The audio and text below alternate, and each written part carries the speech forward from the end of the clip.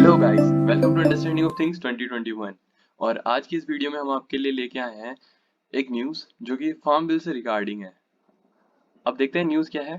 Prime minister Narendra Modi ने announce किया है कि जो 3 बिल हैं, फार्म बिल जो हमारे लास्ट ईयर पास हुए थे, उनको रिपील कर दिया जाएगा। यानी कि उनको नलीफाई कर दिया जाएगा, या कह सकते हैं कि उनको हटा दिया जाएगा। अब इस बारे में आप बिल्कुल जानते होंगे कि कई टाइम से हमारे हमारे फार्मर्स के साथ जो बड़े बड़े पॉलिटिशियंस हैं, वो इस बात पे लगे थे कि फार्म बिल्स को वापस ले लिया जाए। और इसी के साथ साथ हमने जाना कि फार्म बिल्स अभी इस टाइम पे बिल्कुल सूटेबल नहीं हो रहे हैं। अब देखते हैं फार्म बिल्स को हटाने का तरीका क्या हो सकता है, क्या ये कॉन्स्टिट्यूशनली पॉसिबल है या नहीं। तो सबसे पहले हम देखते हैं कि ये कॉन्स्टिट्यूशन प्रोविजन हमें किस कॉन्स्टिट्यूशनल प्रोविजन के तहत ये काम होगा। तो आर्टिकल 245 है कॉन्स्टिट्यूशन ऑफ इंडिया में।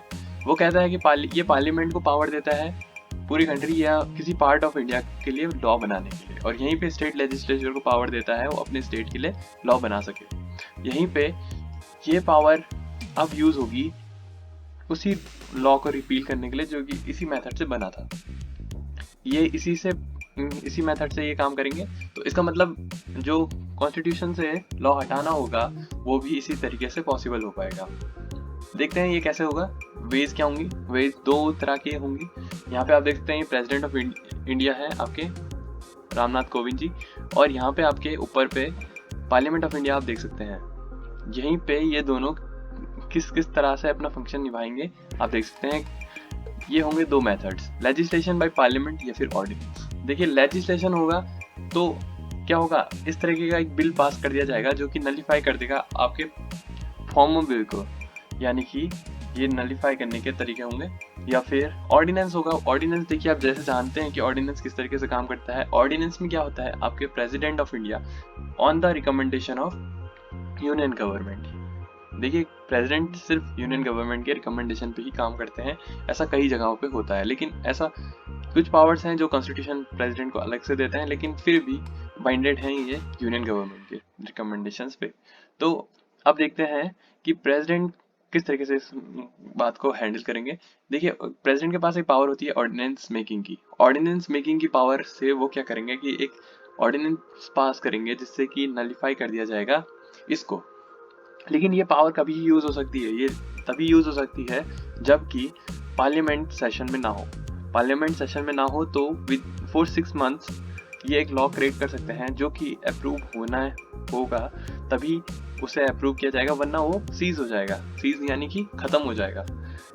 देखिए अगर ऐसा होता है कि ऑर्डिनेंस से ये काम किया जाता है तो कुछ टाइम अगले 6 मंथ में अगर ये पार्लियामेंट ऐसे एग्री नहीं करती, मतलब अगली सेशन जो पार्लियामेंट का होगा उसमें ये एग्री नहीं करता पार्लियामेंट, तो क्या होगा, पार्लियामेंट ये जो इस ऑर्डिनेंस के तहत जो ये बिल अभी हटा दिए जाएंगे वो वापस आ जाएंगे। मतलब ऑर्डिनेंस एक टेम्परेरी सॉल्यूशंस होता है, लेकिन अगर पार्लियामेंट इसे अप्रूव कर देती है तो ये परमानेंट एक लॉ बन जाएगा और इन्हें कभी भी रिवाइव नहीं कर पाएंगे, या इसके लिए अब दोबारा से इन्हें बनाना पड़ेगा।